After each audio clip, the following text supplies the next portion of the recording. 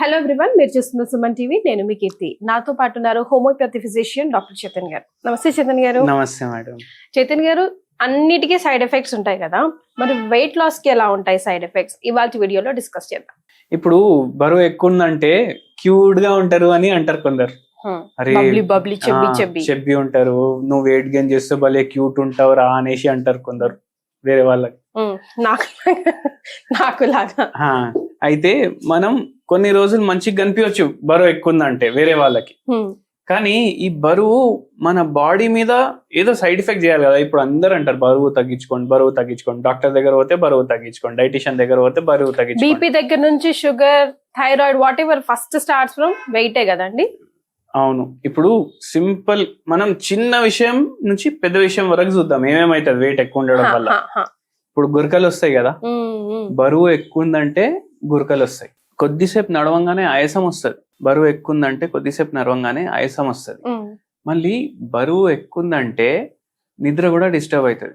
బరువు ఎక్కువ ఉందంటే వేరే వాళ్ళు చిడాయిస్తారు, మోటు అది ఇది అని అంటారు. మళ్ళీ దాని తర్వాత ఇప్పుడు దాని వల్ల ఏమైతుంది, ఈ మనిషికి యాంగ్జైటీ గానీ డిప్రెషన్ గానీ స్టార్ట్ అవుతుంది ఒకటిసారి. మళ్ళీ బరువు ఎక్కువ ఉందంటే ఒక్కొక్కసారి నిద్ర కూడా డిస్టర్బ్ అవుతుంది. మెడ నొప్పి, వీపులో నొప్పి, నడుము నొప్పి, హిప్స్ లో నొప్పులు, మోకాలు నొప్పులు, ఇవన్నీ బరువు ఉంటే రావచ్చు మనం. మళ్ళీ పాదాల కింద నొప్పులు, నిల్చొని ఎక్కువసేపు పని చేయకపోవడం, నిల్చొని పని చేస్తే హిప్స్ లో పెయిన్ అవ్వడం, నడుములో పెయిన్ అవ్వడం, మోకాల్లో పెయిన్ అవ్వడం, ఇవన్నీ బరువు ఎక్కువ ఉంటే అవుతాయి. మళ్ళీ దాని తర్వాత మన ఏదైతే మన ప్రొడక్టివిటీ ఉంటారు కదా, అది చాలా వరకు తగ్గిపోతుంది.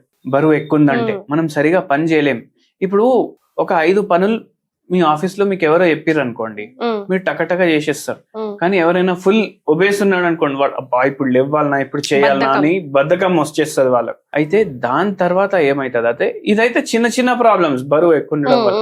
మలబద్ధకం అవుతుంది, జీర్ణం సరిగా అవ్వదు, డైజెషన్ ఖరాబ్ అవుతుంది, గట్ హెల్త్ ఖరాబ్ అవుతుంది, నోట్లో పొక్కుళ్ళు అయ్యే ఛాన్సులు ఉంటాయి, మనకు తలనొప్పి వచ్చే ఛాన్సులు ఉంటాయి, దాని తర్వాత హెయిర్ ఫాల్ అయ్యే ఛాన్సెస్ కూడా చాలా వరకు పెరిగిపోతాయి. మళ్ళీ దాని తర్వాత మీకు హార్ట్ మీద ప్రభావం వేయడం స్టార్ట్ అవుతుంది.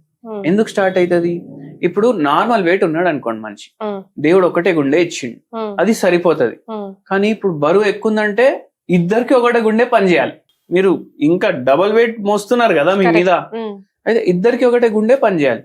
ఇప్పుడు బండి మీద పోతున్నారు, ట్రిపుల్ రైడింగ్ పోతే ఇంజన్ ఖరాబ్ అవుతుంది, అట్లనే ఇది కూడా. అయితే హార్ట్ అట్లా ఖరాబ్ అవుతుంది, మళ్ళీ కిడ్నీ ఖరాబ్ అవుతాయి. లాంగ్ పీరియడ్ లో ఇట్లనే కంటిన్యూ అయితే రీనల్ ఫెయిల్యూర్ అవ్వచ్చు. మళ్ళీ దాని తర్వాత మన రక్తనాళాలు ఉంటాయి కదా, దాంట్లో కూడా కొలెస్ట్రాల్ పెరిగే ఛాన్సులు ఉంటాయి.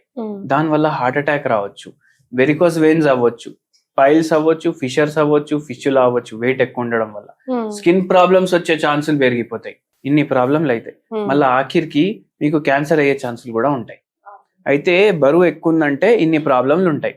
మనకు ఇప్పుడు ఒక పేషెంట్ వచ్చింది, 140 kgs వెయిట్ ఉండే, 140 kgs మేల్ పేషెంట్ ఉండే. మళ్ళా ఆ పేషెంట్ పెద్ద మంచి గవర్నమెంట్ దాంట్లో పెద్ద స్థాయిలో ఉండే. ఆ పేషెంట్ కి మన దగ్గర వచ్చినప్పుడు షుగర్ ఉంది, బీపీ ఉంది, థైరాయిడ్ ఉంది, 3 ఉన్నాయి. కిడ్నీలు కూడా జర ఎఫెక్ట్ అవ్వడం స్టార్ట్ అయినాయి వెయిట్ వల్ల. స్లీప్ కూడా డిస్టర్బ్ అయిపోయింది. మనం హోమియోపతి మెడిసిన్ తోటి డయట్ కూడా కొద్దిగా ఎక్స్ప్లెయిన్ చేసినాము, హోమ్ రెమెడీ ఇచ్చినాము, ఇవన్నీ రివర్స్ చేసినాం. పేషెంట్ ఏజ్ 32 ఉండే.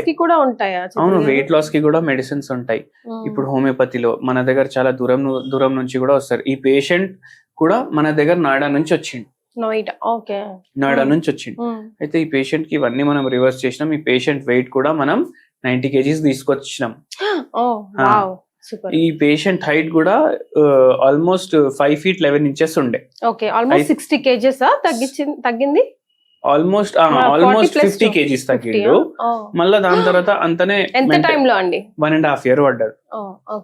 ఇప్పుడు ఈ వెయిట్ మనం రివర్స్ చేసినాం కదా, షుగర్ కూడా నార్మల్ చూపించడం స్టార్ట్ అయింది, థైరాయిడ్ కూడా నార్మల్ చూపించడం స్టార్ట్ అయింది, బీపీ కూడా నార్మల్ గా వచ్చేసింది. అయితే ఇట్లా మనం ఒక హోమ్ రెమెడీ కూడా చెప్పినాం. ఇది ఎటువంటి హోమ్ రెమెడీ అంటే చాలా పాత హోమ్ రెమెడీ, ఒక 4000-5000 ఏళ్ళ పాతది.